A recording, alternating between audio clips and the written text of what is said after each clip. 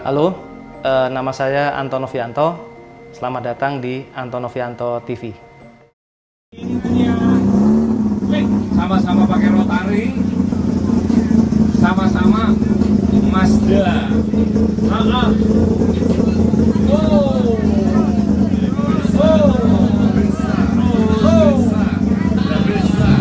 Pilih yuk. 323 GLC atau RX7. Ayo, crowd yang pilih ya. Pilih. Crowd yang pilih. Yang pilih ya.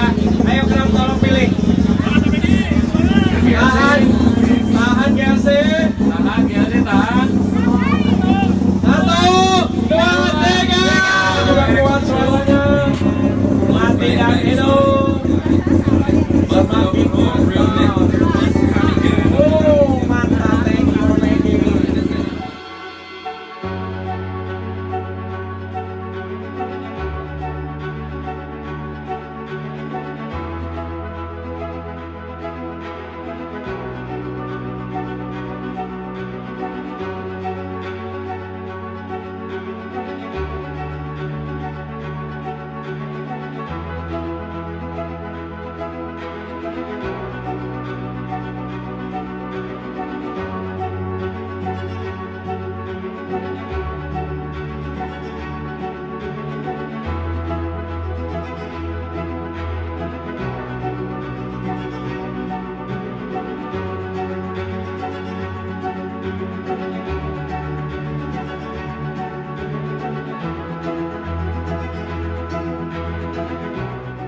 Selamat sore Om Anton, terima kasih sebelumnya. Saya Egy Virgiantoro. Kebetulan ini adalah kali kedua saya masuk Anton TV. Sebelumnya saya pernah diinterview dengan mobil saya yang mungkin masih ingat, Civic SB3 atau Civic Wonder 2 pintu yang one and only white body dengan ragtop dan segala macam aksesorinya.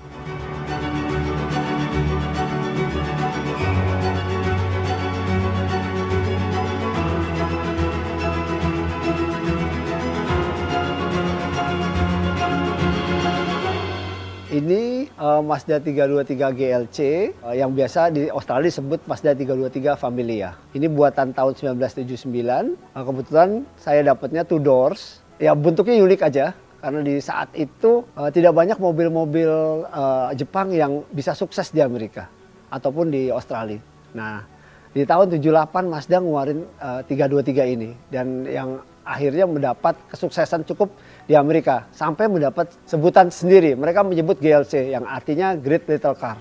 Modifikasi saya lakukan cukup banyak juga, mengingat basicnya kita udah punya mobil Mazda 323 yang lucu ya. Dia ikonik saat itu, sempat masuk ke Indonesia juga dan sempat banyak ya peminatnya juga, dengan lampu depannya 2 mata ya di depan, lampu belakangnya juga dengan kotak-kotak yang bagus. Ditambah lagi saat itu mungkin kita yang masuk hanya 4 door. Saya kebetulan bisa dapatkan yang two door. Kita bisa lihat dari pintunya yang lebih panjang. Di belakang ada kaca yang bisa dibuka ke samping ya. Tapi nggak bisa turun naik, bisa kebuka ke samping. Nah dari situ biasalah, seperti sebelumnya saya timbul ide-ide liar gitu loh. Seperti yang sekarang lagi marak di Australia ya. Amerika udah mulai ngikutin. Mereka sedang tergila-gila banget sama rotary engine. Jadi yang udah pasti Mazda ini engine aslinya kita copot. Kita ganti rotary 13B which is itu milik RX-7 FD, jadi saya pasang 13B rotary dengan natural aspirated. Udah enak mesinnya, larinya sudah oke, suaranya udah bagus. Tentu saya ke dalamnya, setirnya pasang Nardi, handleshipnya pasang Nardi, bangkunya juga pakai Recaro. Tentunya pelek saya pakai bore bed di depan 8 inch, belakang 11 inch. Disc brake-nya juga kita ganti karena dengan tenaga yang besar ini, akhirnya kepaksa saya harus pakai disc brake-nya RX-7 yang ada di depan.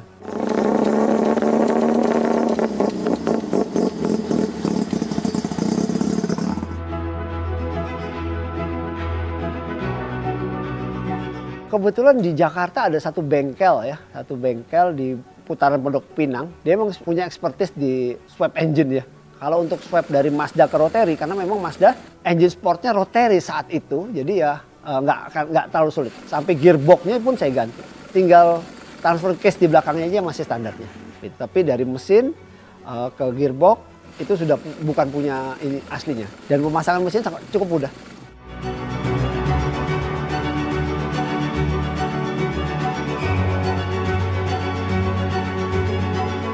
Ini kalau kita berbicara rotary ini sebenarnya kita balik sedikit ke histori sebelumnya. Di saat ini, di zaman yang 2020 ke atas ya, baik dunia maupun Indonesia trying to catch up at the moment ya. Semua sudah melari ke electrical, EV, electric vehicle ya. Which is yang no sound, nggak ada isi bensin, nggak ada start engine dan segala macam. Ini adalah nggak cuman legend, tapi satu mesin harus kita lestarikan.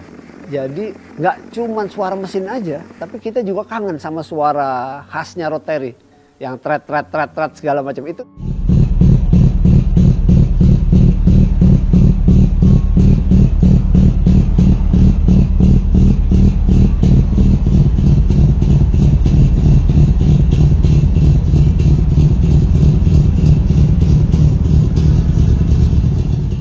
Itu adalah suara yang menurut saya kenapa di Australia, di Amerika mulai tergila-gila, yang paling gila di Australia semua pengen pakai rotary karena mereka sudah mereka udah mulai kangen dengan suara itu, dengan tarikan itu gitu kan, karena mesin rotary itu mesin sangat ringan dan cara bekerjanya totally different dengan mesin piston ya. Jadi sekilas ini adalah legend, ini adalah warisan yang kita akan kangen terus dengan mesin-mesin rotary seperti ini. Jadi satu kebanggaan kalau kita bisa punya mobil rotary. Kalau ditanya untuk pakai harian, yang saya punya ini which is good, enak pakai harian. Cuman memang problemnya kalau pakai harian, pertama dia ada konsumsi oli seperti oli samping yang pasti akan lebih complicated ya. Kita harus perhatikan terus.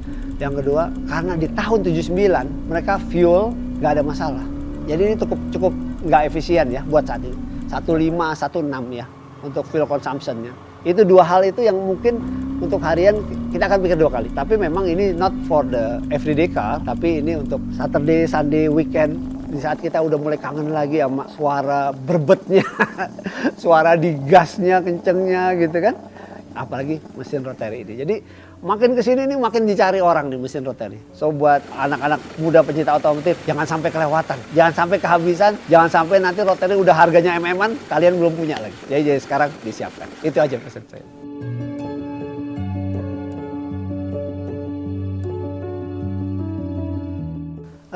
Gimana ya, rotary ini kayak kita nemuin totally different ya. Yang lain mesin reciprocating dengan piston ya. Rotary ini kita benar-benar nemuin mesin yang aneh gitu kan. Mesin yang aneh, kita punya binatang yang totally berbeda. Karena memang itu tadi, cara starternya beda, cara ngidupinnya beda. Dia bermain di temperatur tinggi karena bengkel tadi. Jadi dia perlu pendinginan yang cukup mumpuni gitu lah. Gitu. Tapi dia nggak apa-apa. Tapi memang dia bermain di temperatur yang tinggi. Dia akan normal di 90 derajat. Tambahkan mereka kalau pencinta otomotif, the real pencinta otomotif, mereka kan suka dengan suaranya. Banyak ada yang bilang, aduh dengerin suara rotary engine ini seperti excited. Itu bener-bener excited gitu kan.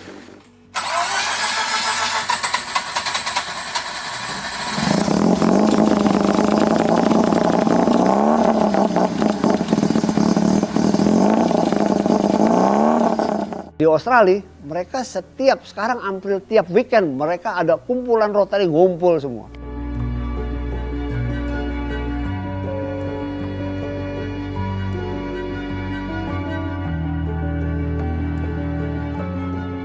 Kalau rotary sesinya kecil, 1300 no silinder karena dia bengkel, 4 spark plug ya. Sesinya kecil, tapi dengan 1300 ini diperkirakan sudah bisa mencapai horsepower-nya 150-160 horsepower untuk 1300 natural aspirated. Kalau turbo udah pasti di atas 200, minimum 200. Begitu pasang turbo minimum 200. Sekarang tinggal how bigger the turbine, how bigger the kompresornya. Jadi minimum 200, dia akan naik 50 HP, minimum 50 HP. Dengan injectionnya dia akan naik 50 HP. Dan 13B, ingat yang ada di FD, kalau kita pakai yang kompetisi engine, dia bisa sampai 1000 horsepower.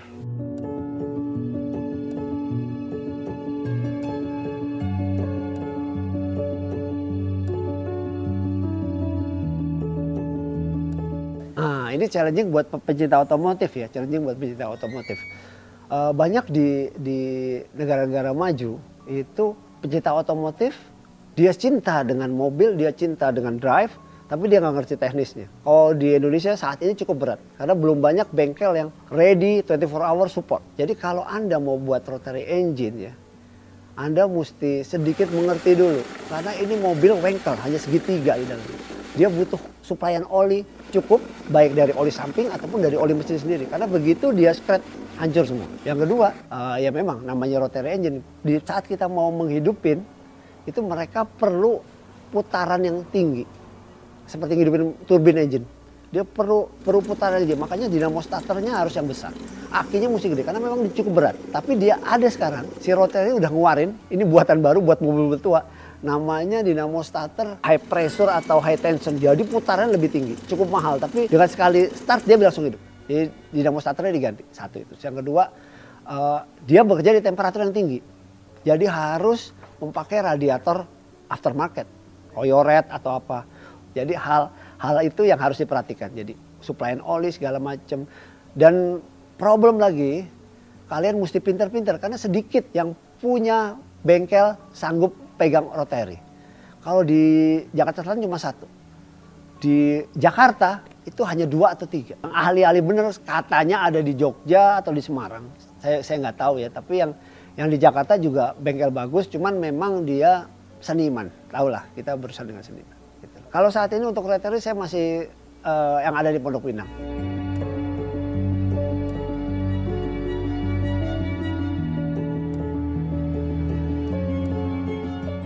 Nah ini dia, memang ada sedikit PR, saya transmisi belakangnya harus diganti ya.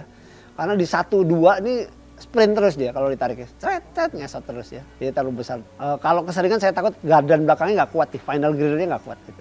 Jadi engine-nya 13B, transmisinya punya RX-8, transfer case-nya di belakang masih standarnya. Suspensi enggak, saya masih biasa aja, hanya Kayaba dengan per yang lebih keras gitu ya, per yang lebih keras. Terus ditambah biar lebih nyaman, nggak berat, saya pakai electric power steering. Di saat ini karena kita rubah gearbox, nggak cocok lagi tuh kilometernya karena untuk putaran kilometer dia akan ambil dari putaran flywheel. Akhirnya sudah banyak ternyata. Indonesia yang ketinggalan. Jadi kilometer yang ada event itu manual ya, analog ya, itu dari GPS.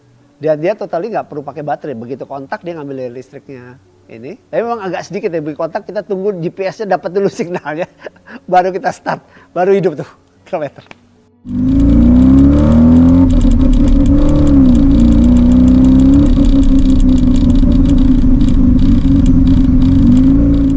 Ya tentunya dengan rotary engine suara yang menggelegar-gelegar ini, semua interest ya, banyak yang nanya ini, oh bangunnya di mana?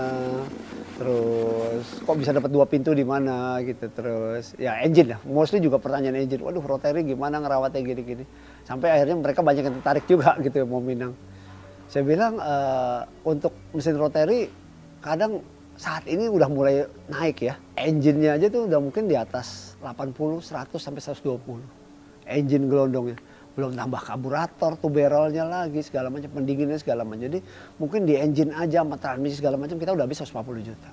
Untuk cari yang 2 pintunya juga kalau ada yang jual 100 aja udah bagus banget gitu ya. Kebetulan saya bisa dapat yang BPKB sama STNK-nya nomornya lempeng, asli semua.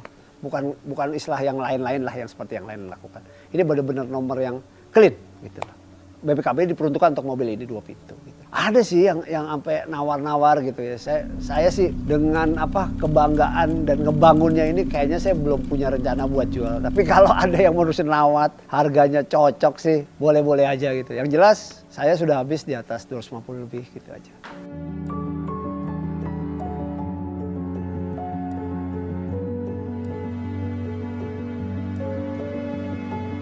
Saya suka banget kalau untuk yang orang mulai interest dengan rotary, apalagi anak-anak muda, mulailah belajar. Saya pikir jangan ragu-ragu. Kalau kita suka sama rotary, pinang aja, pasti Anda akan puas. So, bagi anak muda, jangan takut-takut kalau ingin bermain otomotif. Ayo kita sama-sama main. Banyak senior-senior kamu yang siap bantu. Kalau bengkel nggak ada, ya udah kita kerja sama-sama. Saat ini kita betulin mesin di sini, saat ini betulin bodi di sini, tanya-tanya. Disitulah adrenalin kita terpacu atau excited kita maju. Di saat kita belum dapat, oh di mana ya untuk betulin interior dalam memang di mana ya untuk transmisi yang jago, di mana ya untuk electric power steering yang jago gitu loh. Untuk para pecinta otomotif, apalagi pecinta mobil, motor, oke, buatlah. Mulai kita bangun mobil. Jangan mau cuma mobil yang simple aja yang orang lain umum. Wah, it's not the way. Rotary cuma simple. Jangan takut karena bengkel, oh nyerah Pak rotary. Jangan takut. Kita cari bengkel yang jago-jago. Masih banyak orang-orang jago di Indonesia gitu. So, go for it.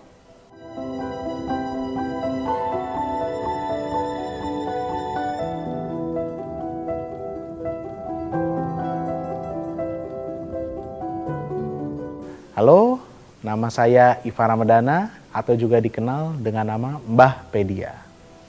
Ya. Jadi mobil ini adalah Mazda 323 generasi keempat atau yang juga dengan nama GLC. Nah, apa itu GLC? GLC itu tuh Great Little Car. Sebenarnya kalau dibilang kecil banget nggak ya, karena ini memang lawannya itu setara dengan Civic waktu itu. Cuma kalau kita lihat 323 ini lebih besar dan itu menjadi salah satu keuntungannya dia ketika masuk ke pasar karena teknologinya sebenarnya termasuk zaman dulu dia masih penggerak belakang sementara Civic itu dia sudah penggerak depan karena kalau kita tahu ya kalau penggerak belakang itu secara volume tidak efisien harus ada transmission tunnel kemudian harus ada ke gardan. Kalau mobil ini sendiri aslinya itu untuk yang bensin tuh pakai mesin 4 silinder. Pilihannya ada dari 1000 cc, 1200, dan terakhir itu ada 1400. Dan Mazda itu terkenal juga dia handlingnya cukup bagus ya dibandingkan ya mobil sekelasnya. Dan karena itu mobil ini sendiri cukup laku baik di Jepang dan juga di Amerika. Dia dalam 3 tahun produksi pertama dari tahun 77 sampai 79 aja penjualannya sudah hampir mencapai 930.000 unit gitu. Nah, untuk yang versi awal ini tahun 77 sampai 79 dia itu ciri khasnya itu lampu depannya bulat dengan bumper chrome besi. Nah, kemudian muncul facelift tahun 79 dia lampu depannya sudah kotak dan bumpernya jadi plastik. Untuk produksi sendiri itu dia dari tahun 77 sampai 80. Setelah itu diganti dengan 323 generasi selanjutnya yang penggeraknya sudah ke depan. Di Indonesia sendiri dia tuh dijual resmi sebentar saja di Indonesia dari tahun 77 sampai 80 karena memang kurang laku di zamannya ya dibandingkan Civic. Tapi kalau di Indonesia sendiri ini mungkin banyak yang nggak tahu kalau Mazda MR-90 itu menggunakan basis dari Mazda 323 ini, si GLC ini. Singkat cerita, dulu Indomobil ingin membuat proyek mobil Indonesia, mobil nasional lah kalau kalian pengen lebih mudahnya ya. Dan mereka membeli tooling bekas 323 ini karena itu sudah lama, itu dibeli tahun 90-an awal. Jadi mobil sendiri sudah 15 tahun dan akhirnya diproduksi di Indonesia dengan tampilan yang diubah. Lampu depannya kotak, terus kemudian juga belakangnya diubah dan jadilah MR-90. Makanya kalau banyak yang komplain, wah kalau MR-90 kok kayak mobil tua ya, misalnya kap mesinnya dia bukanya engsel depan, ngebuka ke sini gitu. Dan penggerak belakang ya, karena dari situ. Dan akhirnya juga MR-90 sendiri dikembangkan jadi facelift baby boomer dan akhirnya ada varian Van Trans Station Wagon 5 pintu. Nah terus buat yang merasa juga nih, apa arti nama MR-90? Karena ada yang, oh ini Mr. 90.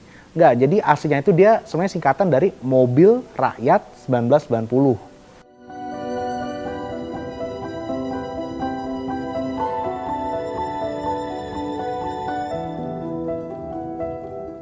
Jadi ya itulah sedikit kisah dari 323 GLC yang sekarang sendiri itu di Indonesia varian aslinya lampu bulat itu cukup langka di Indonesia.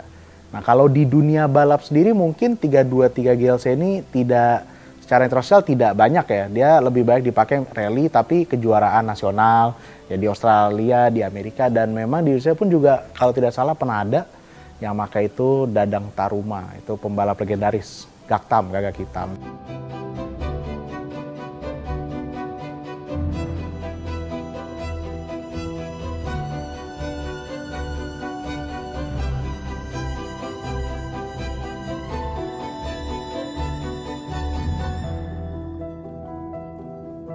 Dulu juga terkenal pakai Mazda RX-3.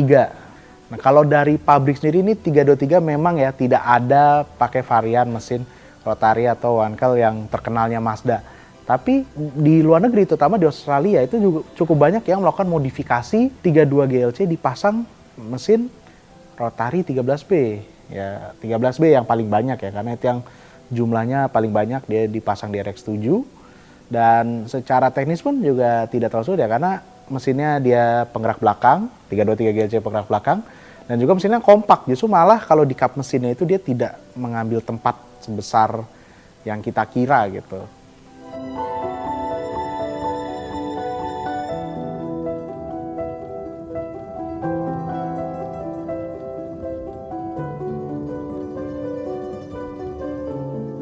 Nah, kalau mesin 13B ini boleh dibilang dia sudah termasuk generasi hampir generasi ketiga mungkin ya dari mesin rotary wankelnya Mazda. Itu yang paling baik diproduksi karena dia dipakai Mazda RX-7 yang FB atau Savana GT. Dia mesinnya 2 rotor, satu mesin 654 cc, total 1300. Kalau dibandingkan ke mesin biasa, itu paling kasarnya adalah kita kali 2. Jadi sebenarnya mobil ini setara dengan 2600 cc.